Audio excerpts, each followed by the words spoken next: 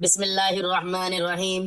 اللہ تعالیٰ نے حضرت محمد صلی اللہ علیہ وآلہ وسلم سے فرمایا، بڑھاپے میں جو یہ کلمہ پڑھے گا۔ محترم ناظرین، انسانی زندگی کا سب سے نازک اور سبق آموز مرحلہ بڑھاپا ہوتا ہے۔ یہ وہ وقت ہوتا ہے جب انسان اپنی پوری زندگی کے اعمال کو یاد کرتا ہے، اپنی غلطیوں پر نادم ہوتا ہے اور اپنے رب کی طرف زیادہ متوجہ ہو جاتا ہے۔ جوانی میں انسان دنیا کی مصروفیات، خواہشات اور ذمہ داریوں میں اس قدر مشغول رہتا ہے کہ اسے آخرت کی فکر کم ہی ہوتی ہے، مگر جب عمر کا آخری حصہ شروع ہوتا ہے تو انسان کو اپنی کمزوری، عاجزی اور محتاجی کا زیادہ احساس ہونے لگتا ہے۔ اسی وجہ سے اسلام نے بڑھاپے کو نہایت قیمتی وقت قرار دیا ہے اور اس مرحلے میں اللہ تعالیٰ کی طرف رجوع کرنے، توبہ کرنے، ذکر و دعا میں مشغول ہونے اور اللہ کی رحمت سے امید رکھنے کی بہت زیادہ تلقین کی گئی ہے۔ قرآن مجید میں اللہ تعالیٰ بار بار اپنے بندوں کو یہ خوشخبری دیتا ہے کہ وہ نہایت مہربان اور بخشنے والا ہے۔ اللہ تعالیٰ فرماتا ہے، اے میرے بندو جنہوں نے اپنی جانوں پر زیادتی کی ہے، اللہ کی رحمت سے نا امید نہ ہو جاؤ، بے شک اللہ تمام گناہ معاف فرما دیتا ہے۔ اس آیت میں اللہ تعالیٰ اپنے بندوں کو مایوسی سے منع فرمایا اور بتایا کہ چاہے انسان نے کتنے ہی گناہ کیوں نہ کیے ہوں، اگر وہ سچے دل سے اللہ کی طرف رجوع کرے تو اللہ تعالیٰ اس کی مغفرت فرما دیتا ہے۔ یہی امید اور یہی رحمت اسلام کا وہ پیغام ہے جو ہر انسان کو اللہ کی طرف لوٹنے کی دعوت دیتا ہے۔ اسی طرح قرآن مجید میں ایک اور مقام پر اللہ تعالیٰ فرماتا ہے، اور جو شخص توبہ کرے، ایمان لائے اور نیک عمل کرے تو ایسے لوگوں کی برائیوں کو اللہ نیکیوں سے بدل دیتا ہے، اور اللہ بڑا بخشنے والا اور نہایت مہربان ہے۔ اس آیت مبارکہ میں اللہ تعالیٰ نے نہ صرف گناہوں کی معافی کی خوشخبری دی بلکہ یہ بھی فرمایا کہ سچی توبہ کرنے والے بندوں کے گناہوں کو نیکیوں میں بدل دیا جاتا ہے۔ یہ اللہ تعالیٰ کی بے مثال رحمت اور کرم کی علامت ہے۔ بڑھاپا دراصل انسان کے لیے ایک ایسا موقع ہے جس میں وہ دنیا کی مصروفیات سے کچھ حد تک آزاد ہو کر اللہ تعالیٰ کی عبادت اور ذکر میں زیادہ وقت گزار سکتا ہے۔ نبی کریم صلی اللہ علیہ وآلہ وسلم نے بھی بڑھاپے میں عبادت کرنے والوں کی بہت تعریف فرمائی ہے۔ ایک حدیث میں رسول اللہ صلی اللہ علیہ وآلہ وسلم نے فرمایا، اللہ تعالیٰ اس جوان کو پسند فرماتا ہے جو اپنی جوانی کو اللہ کی عبادت میں گزارے۔ اسی طرح علماء نے اس حدیث کی وضاحت کرتے ہوئے لکھا ہے کہ جب کوئی انسان اپنی پوری زندگی کے بعد بڑھاپے میں بھی اللہ کے ذکر اور عبادت میں لگا رہتا ہے تو یہ اللہ تعالیٰ کے نزدیک بہت محبوب عمل ہوتا ہے۔ نبی کریم صلی اللہ علیہ وآلہ وسلم نے اپنی امت کو ہمیشہ اللہ کی رحمت کی امید دلائی ہے۔ ایک حدیث میں رسول اللہ صلی اللہ علیہ وآلہ وسلم نے فرمایا، اللہ تعالیٰ کی رحمت اس کے غضب پر غالب ہے۔ اس حدیث کا مطلب یہ ہے کہ اللہ تعالیٰ اپنے بندوں کو سزا دینے سے زیادہ معاف کرنے کو پسند کرتا ہے۔ اگر بندہ اللہ کی طرف رجوع کرے، توبہ کرے اور ذکر دعا میں مشغول ہو جائے تو اللہ تعالیٰ اس کے گناہوں کو معاف کر دیتا ہے۔ یہی وجہ ہے کہ اسلام میں ذکر اللہ کو بہت بڑی عبادت قرار دیا گیا ہے۔ قرآن مجید میں اللہ تعالیٰ فرماتا ہے، اے ایمان والو اللہ کو کثرت سے یاد کیا کرو۔ اس آیت میں اللہ تعالیٰ نے واضح حکم دیا کہ مومنوں کو چاہیے کہ وہ کثرت سے اللہ کا ذکر کریں۔ ذکر اللہ دلوں کو سکون دیتا ہے اور انسان کے گناہوں کی معافی کا سبب بھی بنتا ہے۔ اس لیے اللہ تعالیٰ نے ایک اور مقام پر فرمایا، خبردار اللہ کے ذکر ہی سے دلوں کو اطمینان حاصل ہوتا ہے۔ رسول اللہ صلی اللہ علیہ وآلہ وسلم نے بھی ذکر اللہ کی فضیلت کے بارے میں بے شمار ارشادات فرمائے ہیں۔ ایک حدیث میں نبی کریم صلی اللہ علیہ وآلہ وسلم نے فرمایا، جو شخص اللہ کا ذکر کرتا ہے اور جو ذکر نہیں کرتا، ان دونوں کی مثال زندہ اور مردہ کی طرح ہے۔ اس حدیث سے معلوم ہوتا ہے کہ ذکر اللہ انسان کی روح کو زندہ رکھتا ہے اور اسے اللہ تعالیٰ کے قریب کر دیتا ہے۔ اسی طرح ایک اور حدیث میں رسول اللہ صلی اللہ علیہ وآلہ وسلم نے فرمایا، کیا میں تمہیں ایسا عمل نہ بتاؤں جو تمہارے اعمال میں سب سے بہتر، تمہارے رب کے نزدیک سب سے زیادہ پاکیزہ اور تمہارے درجات کو بلند کرنے والا ہے؟ صحابہ کرام رضی اللہ تعالیٰ عنہ نے عرض کیا، یا رسول اللہ ضرور بتائیں۔ آپ صلی اللہ علیہ وآلہ وسلم نے فرمایا، وہ اللہ کا ذکر ہے۔ اس حدیث مبارکہ سے معلوم ہوتا ہے کہ ذکر اللہ ایک ایسا عمل ہے جو انسان کے درجات کو بلند کرتا ہے اور اللہ تعالیٰ کے نزدیک اسے محبوب بنا دیتا ہے۔ قرآن مجید میں اللہ تعالیٰ نے ایک اور جگہ فرمایا، اور اپنے رب کو دل ہی دل میں عاجزی اور خوف کے ساتھ صبح و شام یاد کرتے رہو اور غافلوں میں سے نہ ہو جاؤ۔ اس آیت میں اللہ تعالیٰ نے اپنے بندوں کو ہر وقت اپنے ذکر میں مشغول رہنے کی تلقین کی ہے۔ خاص طور پر صبح و شام اللہ کا ذکر کرنا ایمان کو مضبوط کرتا ہے اور انسان کے دل کو اللہ کے ساتھ جوڑ دیتا ہے۔ رسول اللہ صلی اللہ علیہ وآلہ وسلم نے ایک اور حدیث میں فرمایا، جو شخص اللہ تعالیٰ سے مغفرت طلب کرتا رہے، اللہ تعالیٰ اس کے لیے ہر تنگی سے نکلنے کا راستہ بنا دیتا ہے، ہر غم سے نجات دیتا ہے اور اسے وہاں سے رزق عطا فرماتا ہے جہاں سے اسے گمان بھی نہیں ہوتا۔ اس حدیث سے معلوم ہوتا ہے کہ اللہ کا ذکر اور استغفار نہ صرف گناہوں کی معافی کا سبب بنتا ہے بلکہ دنیاوی مشکلات کے حل کا ذریعہ بھی بن جاتا ہے۔ قرآن مجید میں اللہ تعالیٰ فرماتا ہے، اور جو اللہ سے ڈرتا ہے اللہ اس کے لیے نکلنے کا راستہ پیدا کر دیتا ہے اور اسے وہاں سے رزق دیتا ہے جہاں سے اسے گمان بھی نہیں ہوتا۔ یہ آیت اس بات کی طرف اشارہ کرتی ہے کہ جو بندہ اللہ کی طرف رجوع کرتا ہے اور اللہ کے احکام پر عمل کرتا ہے، اللہ تعالیٰ اس کی مشکلات آسان کر دیتا ہے۔ نبی کریم صلی اللہ علیہ وآلہ وسلم نے بڑھاپے میں عبادت کرنے والوں کے بارے میں بھی بڑی خوشخبریاں دی ہیں۔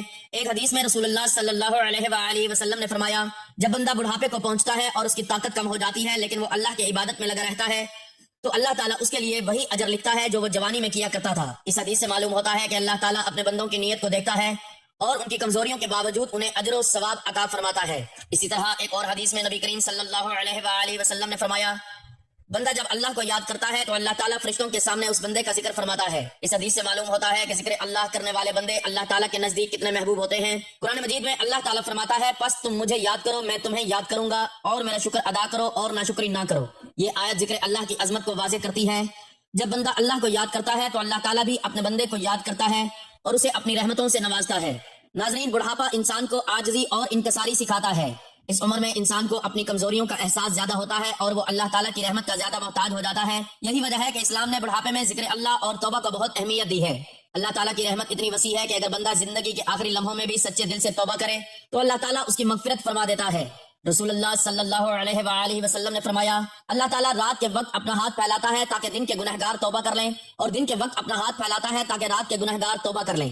اس حدیث سے معلوم ہوتا ہے کہ اللہ تعالیٰ ہمیشہ اپنے بندوں کی توبہ قبول کرنے کے لیے تیار رہتا ہے۔ لہٰذا ہر مسلمان کے لیے ضروری ہے کہ وہ اپنی زندگی کے ہر لمحے میں اللہ تعالیٰ کو یاد رکھے، خاص طور پر بڑھاپے میں اللہ کے ذکر اور عبادت کو اپنی زندگی کا حصہ بنا لے، کیونکہ ذکر اللہ نہ صرف انسان کے دل کو سکون دیتا ہے بلکہ اس کے گناہوں کی معافی اور آخرت کی کامیابی کا ذریعہ بھی بنتا ہے۔ اللہ تعالیٰ کی رحمت بے حد وسیع ہے اور جو بندہ سچے دل سے اللہ کی طرف رجوع کرتا ہے اللہ تعالیٰ اسے کبھی محروم نہیں کرتا۔ اسی عظیم حقیقت کو بیان کرتے ہوئے اسلامی تعلیمات ہمیں یہ خوشخبری دیتی ہیں کہ اللہ تعالیٰ اپنے بندوں کے لیے ایسے بابرکت کلمات اور اذکار بھی عطا فرماتا ہے جن کے ذریعے انسان اپنے گناہوں کی معافی حاصل کر سکتا ہے اور اللہ کی رحمت کا مستحق بن سکتا ہے۔ ایسے کلمات اللہ کے بندوں کے لیے رحمت، مغفرت اور نجات کا ذریعہ بنتے ہیں۔ یہی وجہ ہے کہ رسول اللہ صلی اللہ علیہ وآلہ وسلم نے اپنی امت کو مختلف مواقع پر ایسے مبارک اذکار اور کلمات سکھائے جن کے ذریعے بندہ اللہ تعالیٰ کے قریب ہو جاتا ہے اور اس کی زندگی نور ایمان سے بھر جاتی ہے۔ اسی سلسلے میں ایک نہایت بابرکت کلمہ بھی بیان کیا گیا ہے جس کے بارے میں یہ خوشخبری دی گئی کہ جو شخص خصوصاً بڑھاپے میں اسے اخلاص اور یقین کے ساتھ پڑھتا ہے تو اللہ تعالیٰ اپنی بے پایہ رحمت سے اس کے گناہوں کو معاف فرما دیتا ہے۔ یہ اللہ تعالیٰ کے فضل و کرم کی ایک عظیم مثال ہے کہ وہ اپنے بندوں کو معمولی اعمال کے بدلے عظیم اجر عطا فرماتا ہے۔ تو ناظرین، اس مبارک کلمے کے بارے میں جاننے کے لیے گزارش ہے کہ ویڈیو کو آخر تک لازمی دیکھیے گا۔ ناظرین اکرام، کبھی آپ نے تنہائی کے ان لمحوں میں اپنے دل کی دھڑکنوں کو غور سے سنا ہے؟ کبھی رات کے سناٹے میں یہ محسوس کیا ہے کہ دنیا کی ساری آوازیں خاموش ہو جاتی ہیں مگر دل کے اندر ایک پکار مسلسل جاری رہتی ہے؟ وہ پکار کسی دولت کی نہیں، کسی شہرت کی نہیں، کسی انسان کی نہیں، وہ پکار اپنے رب کی ہے۔ انسان جتنا بھی مصروف ہو جائے، جتنا بھی کامیاب ہو جائے، جتنا بھی طاقتور بن جائے، اس کے دل کے اندر ایک خلا باقی رہتا ہے اور اس خلا کو نہ مال بھر سکتا ہے، نہ رشتہ، نہ عہدہ، نہ تعریفیں۔ اس خلا کو صرف ایک چیز بھر سکتی ہے، اللہ کا ذکر۔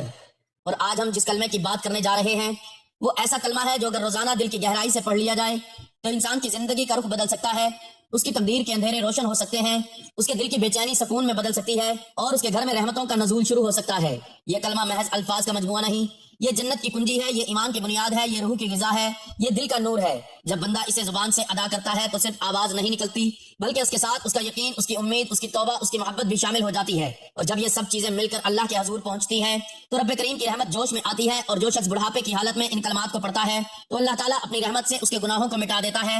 وہ رب جو 70 ماؤں سے زیادہ محبت کرنے والا ہے، وہ رب جو بندے کے ایک قدم پر دوڑ کر آتا ہے، وہ رب جو ٹوٹے دلوں کو جوڑتا ہے اور خالی ہاتھوں کو بھر دیتا ہے، وہ اپنے بندے کی اس چھوٹی سی عبادت کو بھی ضائع نہیں کرتا۔ ناظرین، ہم ایک ایسے دور میں جی رہے ہیں جہاں پریشانیاں عام ہیں، سکون نایاب ہے، رشتوں میں فاصلے ہیں، گھروں میں بے برکتی ہے، دلوں میں خوف ہے۔ ہر شخص کسی نہ کسی آزمائش سے گزر رہا ہے، کوئی رزق کے لیے پریشان ہے، کوئی بیماری سے، کوئی اولاد کے لیے، کوئی شادی کے لیے، کوئی قرض کے بوجھ تلے دبا ہوا ہے۔ لیکن ہم میں سے کتنے لوگ ہیں جو روزانہ چند لمحے نکال کر اپنے رب کے ساتھ تعلق مضبوط کرتے ہیں؟ کتنے لوگ ہیں جو اپنے دن کا آغاز یا اختتام اللہ کے ذکر سے کرتے ہیں؟ یاد رکھیں، جس دل میں اللہ کا کلمہ بس جائے وہاں مایوسی داخل نہیں ہو سکتی۔ جس زبان پر روزانہ کلمہ جاری ہو اس کی تقدیر سنورنے لگتی ہے۔ یہ کلمہ ہمیں یاد دلاتا ہے کہ ہم اکیلے نہیں ہیں، ہمارا رب ہمارے ساتھ ہے۔ وہ ہماری خاموش آہوں کو بھی سنتا ہے، وہ آنکھوں سے بہنے والے آنسوؤں کو بھی دیکھتا ہے، وہ دل میں چھپی ہوئی خواہشوں کو بھی جانتا ہے۔ جب ہم روزانہ اس کلمے کو پڑھتے ہیں تو ہم دراصل اپنے رب کے ساتھ ایک عہد تازہ کرتے ہیں۔ ہم یہ اعلان کرتے ہیں کہ اے اللہ، تو ہی میرا معبود ہے، تو ہی میرا سہارا ہے، تو ہی میری امید ہے، تو ہی میری نجات کا راستہ ہے۔ اور جب بندہ سچے دل سے یہ اعلان کرتا ہے تو اللہ تعالیٰ اس کے لیے ایسے راستے کھول دیتا ہے جن کا وہ تصور بھی نہیں کر سکتا۔ سوچیں، اگر ہم روزانہ چند منٹ نکال کر اس کلمے کو محبت، یقین اور عاجزی کے ساتھ پڑھ لیں تو کیا ہماری زندگی بدل نہیں سکتی؟ کیا ہمارے حالات سنور نہیں سکتے؟ کیا ہمارے دلوں کی سختی نرم نہیں ہو سکتی؟ یقیناً ہو سکتی ہے، کیونکہ اللہ کا وعدہ ہے کہ جو اسے یاد کرتا ہے وہ بھی اسے یاد کرتا ہے، اور جسے اللہ یاد کر لے اس کی قسمت سنورنے میں دیر نہیں لگتی۔ یہ کلمہ گناہوں کو مٹاتا ہے، درجات کو بلند کرتا ہے، دلوں کو روشن کرتا ہے، شیطان کے وسوسوں کو کمزور کرتا ہے اور ایمان کو تازہ کرتا ہے۔ جب آپ اسے روزانہ پڑھیں گے تو آہستہ آہستہ آپ محسوس کریں گے کہ آپ کے اندر ایک سکون اتر رہا ہے، ایک اعتماد پیدا ہو رہا ہے، ایک امید جاگ رہی ہے۔ آپ کو لگے گا کہ مشکلات اب پہلے جیسی بھاری نہیں رہی، آزمائشیں اب پہلے جیسی تکلیف دہ نہیں رہی، کیونکہ اب آپ کے دل میں اللہ کا سہارا موجود ہے۔ ناظرین عزیز، اس دنیا کی زندگی بہت مختصر ہے، نہ جانے کب ہماری سانسوں کی ڈور ٹوٹ جائے، نہ جانے کب ہمیں اپنے رب کے حضور حاضر ہونا پڑ جائے۔ اس دن نہ مال کام آئے گا، نہ اولاد، نہ دوست، نہ عہدہ، صرف وہی دل کامیاب ہوگا جو اللہ کے ذکر سے آباد ہوگا۔ اس لیے آج ابھی اسی لمحے نیت کر لیجئے کہ ہم روزانہ اس کلمے کو اپنی زندگی کا حصہ بنائیں گے۔ اسے صرف رسم کے طور پر نہیں بلکہ شعور کے ساتھ پڑھیں گے، اسے صرف زبان سے نہیں بلکہ دل سے ادا کریں گے، اسے صرف الفاظ نہیں بلکہ اپنی زندگی کا نظریہ بنائیں گے۔ آئیں ہم سب مل کر اس کلمے کو اپنی صبحوں کی روشنی، اپنی راتوں کا سکون، اپنے گھروں کی برکت، اپنی اولاد کی حفاظت، اپنے رزق کی وسعت اور اپنی آخرت کی نجات کا ذریعہ بنا لیں۔ اپنے رب سے تعلق مضبوط کر لیں، کیونکہ جب بندہ اپنے رب سے جڑ جاتا ہے تو دنیا کی کوئی طاقت اسے توڑ نہیں سکتی۔ اللہ تعالی ہمیں اس کلمے کو سمجھنے، اسے پڑھنے، اس پر عمل کرنے اور اس کے نور سے اپنی زندگی روشن کرنے کی توفیق عطا فرمائے، آمین۔ اللہ کو طلب کرنے کا طریقہ۔ اللہ تعالیٰ نے اپنے اولیاء کے دل میں الہام کیا اور فرمایا، میرے بندے آگاہ ہو جا، جس نے مجھے صدق دل کے ساتھ طلب کیا اس نے مجھے پا لیا، اور جس نے میرے سوا کسی اور شے کی طلب کی وہ اسے پائے یا نہ پائے مجھے نہیں پائے گا۔ یہ اولیاء و عرفا کی شان ہے کہ وہ رب کو پا لیتے ہیں کیونکہ وہ رب کو چاہتے ہیں اور رب ان کو چاہتا ہے، جس کی وجہ سے پھر ساری کائنات انہی کی ہو جاتی ہے۔ افسوس کہ ہم وہ راہ چھوڑ کر دنیا کے پیچھے مارے مارے پھرتے ہیں۔ کافر کی یہ شان کے آفاق میں گم ہے، مومن کی یہ شان کے گم اس میں ہے آفاق۔ مرد حق وہ ہوتا ہے کہ جس میں دنیا گم ہو جاتی ہے اور دنیا اس کی تلاش میں ماری ماری پھرتی ہے۔ ایسا اس لیے ہوتا ہے کہ اللہ اس بندے کا ارادہ کر لیتا ہے، اور جب اللہ کسی کو چاہنے لگے تو پھر دنیا بھی اس کی محبت کی متلاشی دکھائی دیتی ہے۔ جب ہم دنیا کی تلاش میں مارے مارے پھرنے لگتے ہیں تو دنیا ہماری مراد بن جاتی ہے اور ہم دنیا کے مرید ہو جاتے ہیں۔ اس تصور کو اس مثال سے سمجھیں کہ جب ہم سائے کے پیچھے چلیں تو سایہ آگے آگے ہوتا ہے اور ہم پیچھے چلتے ہیں، اور اگر اسی جگہ رخ بدل لیں اور سائے کی طرف پشت کر کے الٹی سمت چلنے لگ جائیں تو پھر ہم آگے چلتے ہیں اور سایہ پیچھے پیچھے رہتا ہے۔ اسی طرح جب تک کہ ہم دنیا کو نہ چھوڑ دیں دنیا ہمیں نہیں چھوڑتی۔ گویا اولیاء کو اللہ تعالیٰ نے الہام کیا کہ اے میرے بندے، اگر تو دنیا کی طلب میں بڑھتا چلا جائے گا تو دنیا تیرے آگے بھاگے گی، اور اگر دنیا کو پشت کر کے میری طرف چلے گا تو دنیا تیرے پیچھے آئے گی۔ اولیاء و صلحاء کو مخاطب کرتے ہوئے اللہ تعالیٰ نے ان کے قلوب پر الہام کیا کہ جس نے مجھے توبہ کی آرزو کے ساتھ طلب کیا اس نے مجھے مغفرت کے ساتھ پا لیا، یعنی جو توبہ کا دامن تھام کر مجھے طلب کرے گا وہ میری مغفرت کو پالے گا، اور جس نے نعمتوں کا شکر ادا کرنے کی حالت میں مجھے طلب کیا وہ میری طرف سے نعمتوں کا کثیر حصہ پالے گا، جس نے دعا کے ساتھ مجھے طلب کیا وہ مجھے قبولیت کے ساتھ پالے گا، جس نے توکل اور اعتماد کے ساتھ مجھے طلب کیا وہ زندگی میں مجھے کافی و وافی پائے گا، یعنی اس کی کوئی حاجت ادھوری نہیں رہے گی، جس نے میرے قرب کو طلب کیا وہ مجھے اپنے ساتھ محبت کرتا ہوا پالے گا، اور جس نے میری محبت کو طلب کیا اسے میرا وصال نصیب ہو جائے گا۔ راز ولایت کیا ہے؟ اولیاء و عرفا میں سے ایک نامور صوفی حضرت عبد الواحد بن زید رحمۃ اللہ علیہ فرماتے ہیں کہ میں ایک روز سفر پر جا رہا تھا کہ دوران سفر کسی صحرا میں مجھے ایک اللہ والا ملا۔ انہوں نے کملی اوڑھی ہوئی تھی، میں نے انہیں سلام کیا اور کہا اللہ آپ پر رحم فرمائے، میں آپ سے کچھ پوچھنا چاہتا ہوں۔ اس عارف نے جواب دیا بیٹے پوچھ لو جو کچھ پوچھنا ہے، مگر مختصر بات کرنا اس لیے کہ دن گزرے جا رہے ہیں اور سانسوں کی گنتی ہو رہی ہے۔ میں نے پوچھا تقویٰ کی جڑ کیا ہے یا تقویٰ کا کمال کیا ہے؟ فرمایا اللہ کے ساتھ صبر پر رہنا یہ تقویٰ ہے۔ میں نے پوچھا صبر کا راز کیا ہے؟ فرمایا ہر حال میں اللہ پر توکل رکھنا۔ میں نے پوچھا توکل کا راز کیا ہے؟ فرمایا ہر طرف سے دھیان کو کاٹ کر فقط اللہ کے دھیان پر لگ جانا۔ میں نے پوچھا اس دنیا میں سب سے لذیذ ترین شے کیا ہے؟ فرمایا اللہ کے ذکر سے انس رکھنا۔ میں نے پوچھا سب سے زیادہ خوبصورت اور پاکیزہ شے کیا ہے؟ فرمایا اللہ کے ساتھ زندگی کی راحت پانا، یعنی زندگی ایسے گزارنا کہ اللہ کی معیت میں گم رہے اور اللہ کی معیت میں رہنے سے زندگی کا مزہ لے۔ سفر ہجر سوتے جاتے اٹھتے بیٹھتے چلتے پھرتے کھاتے پیتے الغرض ساری زندگی تصور معیت الہی کی لذت و کیفیت میں گزرے۔ میں نے پوچھا سب سے قریب شے کیا ہے جو آسانی سے مل سکے؟ فرمایا اللہ سے ملنا، یعنی بندے کا اللہ سے ملنا بہت آسان ہے کیونکہ وہ بندے کے بہت قریب ہے، مگر بندہ اس سے ملنا نہیں چاہتا۔ وہ تو فرماتا ہے وَنَحْنُ أَقْرَبُ إِلَيْهِ مِنْ حَبْلِ الْوَرِيدِ، اور ہم اس کی شہرت سے بھی زیادہ اس کے قریب ہیں، یعنی وہ ملنا چاہتا ہے لیکن افسوس کہ ہم ملنے پر تیار نہیں۔ میں نے پوچھا دل کے لیے سب سے زیادہ تکلیف دہ چیز کیا ہے؟ فرمایا اللہ سے جدا رہنا، یعنی اللہ کے اوامر اور نواہی سے جدا رہنا، اللہ کی قربت طلبی سے جدا رہنا، جس راہ پر اللہ چاہتا ہے کہ ہم چلتے ہوئے نظر آئیں اس راہ سے جدا رہنا، الغرض اللہ سے جدائی اختیار کر لینا زندگی کی سب سے بڑی تکلیف دہ چیز ہے۔ میں نے پوچھا سب سے زیادہ سرور اور خوشی کس شے میں ہے؟ فرمایا ہر حال میں اللہ کے ساتھ اچھی امید رکھنا۔ میں نے پوچھا سلامتی والا دل کیا ہے؟ فرمایا سلامتی والا دل وہ ہے جس دل میں اللہ کے سوا کچھ نہ ہو، یعنی سارا دل اللہ کے جلوے محبت قربت رضا اور دھیان سے معمور ہو تو وہ قلب سلیم ہے۔ میں نے پوچھا آپ کھاتے کہاں سے ہیں؟ فرمایا اللہ کے خزانوں سے کھاتا ہوں۔ میں نے پوچھا آپ کو کیا شے پسند ہے؟ فرمایا اللہ جو فیصلہ کرے وہی پسند ہے۔ میں نے عرض کی جاتے ہوئے مجھے کوئی وصیت کر دیں جو میں زندگی میں اپنا لوں۔ فرمایا بیٹے اللہ کی اطاعت بجا لانا، اللہ کے فیصلوں پر راضی رہنا، اللہ کی یاد میں لذت لینا اور اللہ کے محبوب بندوں میں شامل ہو جانا۔ محترم ناظرین، وقت کی نزاکت کو مد نظر رکھتے ہوئے چلتے ہیں وظیفے کی جانب، اور آپ کو بتاتے ہیں اللہ تعالیٰ کا حضرت محمد صلی اللہ علیہ وآلہ وسلم کو بتایا ہوا ایسا کلمہ کہ جو شخص بڑھاپے میں اس کلمے کو پڑھ لیتا ہے تو اللہ تعالیٰ کی رحمت سے اس کے گناہ معاف ہو جاتے ہیں۔ تو آپ نے یہ کلمہ دن میں کسی بھی وقت پڑھ لینا ہے، اگر آپ کسی نماز کے بعد پڑھنا چاہیں تو بھی افضل ہے، ورنہ جب جہاں جیسے آپ کو وقت مل جائے آپ چلتے پھرتے اٹھتے بیٹھتے بھی اس کلمے کو پڑھ سکتے ہیں۔ اس کے لیے سب سے پہلے آپ نے حضور پاک صلی اللہ علیہ وآلہ وسلم کی ذات اقدس پر درود پاک کا نذرانہ پیش کرنا ہے۔ درود پاک آپ کوئی سا بھی پڑھ سکتے ہیں، ثواب کے طور پر ایک مرتبہ میرے ساتھ بھی درود پاک پڑھ لیں۔ اللہم صلی علی محمد وعلی آل محمد کما صلیت علی ابراہیم وعلی آل ابراہیم انک حمید مجید۔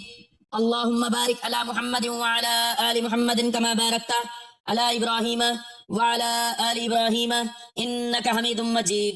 درود پاک پڑھنے کے بعد آپ نے یہ کلمات پڑھنے ہیں: لا الہ الا اللہ وحدہ لا شریک لہ واشہد ان محمدا عبدہ ورسولہ۔